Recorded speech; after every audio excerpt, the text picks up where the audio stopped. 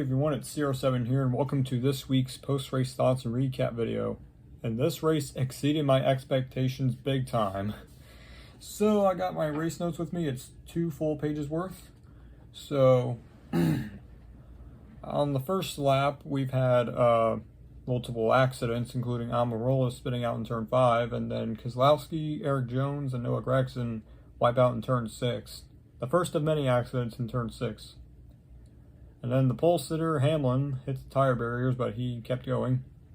And then lap 2, Kyle Busch went nose deep into the tire wall in turn 6. That brought out the first caution. They had to use a winch to get his car out. He was able to continue.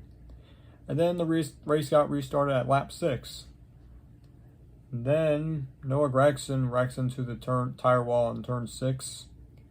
He got stuck as well, bringing out the second caution. And then lap 16 is when the restart happened and ran green until Christopher Bell won stage 1. There is no stage breaks in road course races this year, so the race remained green.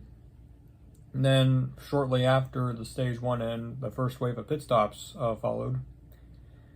And then Joey Logano wipes out in turn 6, but he recovered, so that did not bring the caution out.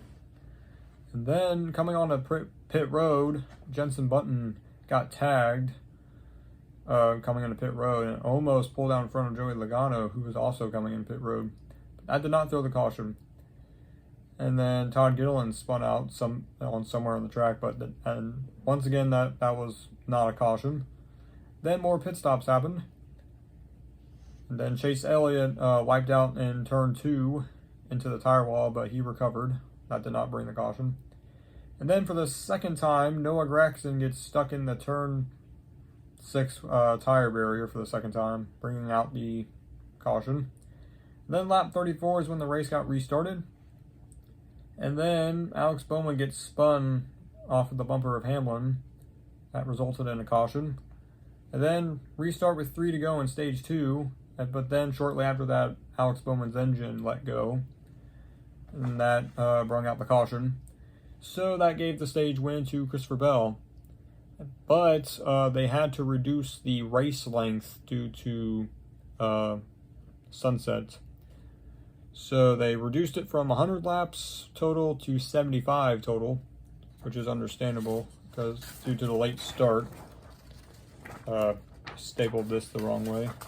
I'll try to read it here. And restart at lap 49. Actually, I had to tear some of the paper because I stapled it at the wrong way. So on Jackson Street, which was a part of the circuit, a stack up happened, which started when William Byron got sideways, and then that just blocked the entire track. So they had to throw the caution. Then restart at lap 53. Then Truex spun off of turn 4, did not bring the caution out. Then Bubba Wallace went into the runoff area and had to make a U-turn to get back onto the track. That did not bring out the caution. And then Todd Gilliland almost wrecks and takes the front fender off of Suarez, leaving the fender barely hanging on. That did not bring the caution out. And then Noah Gragson wipes out in turn 6 for no caution there. And then Christopher Bell spun out. That did not bring the caution out. I don't know how many times I'm going to have to keep saying that did not bring the caution out. And then finally Reddick goes into the tire wall in turn 6 after a dominating performance. That brung the caution out this time. Then the restart with 15 laps to go. And then Austin Dillon off of turn 4 hit the inside wall and then hit the outside wall trying to pass Justin Haley, who was in the lead at the time. That did not bring the caution out, but he couldn't continue on. He had to go on pit road. And then a wreck in turn 1 happened involving Truex, Harvick, and Harrison Burton. That did not bring the caution out. And then eventually Truex wrecked to bring out the caution. And restart with 5 to go. And a little interesting fact for the driver of the 91 is Shane Van Gisbergen, he's from the V8 Supercar Touring Series in New Zealand and Australia. He was a contender for the lead, sparring with Haley for a battle for the lead, but then Stenhouse and Bubba Wallace got into it in turn 1 after Bubba lost it and got onto Stenhouse, which resulted in the first overtime attempt. And folks, history was made today with Shane van Gisbergen taking his first career win and his first career start in the inaugural Chicago street race. So history was made today for Project 91 and Trackhouse Racing. So congratulations to the New Zealander, Shane van Gisbergen, for winning in his first try in the NASCAR Cup Series.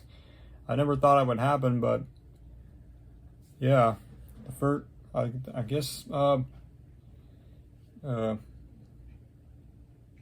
I'm just kind of stunned because I didn't think the 91 car would win. I thought Justin Haley would take the win, but I guess I underestimated SVG, as the analysts on NASCAR and NBC called him, because they couldn't pronounce his last name.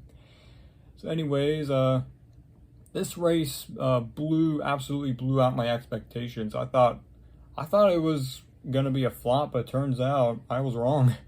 And put on a great show for us, including a upset winner, more like an extreme upset winner, with Shane van Gisbergen winning in his first ever try in the NASCAR Cup Series, all the way from the Supercars Touring Series in New Zealand and Australia.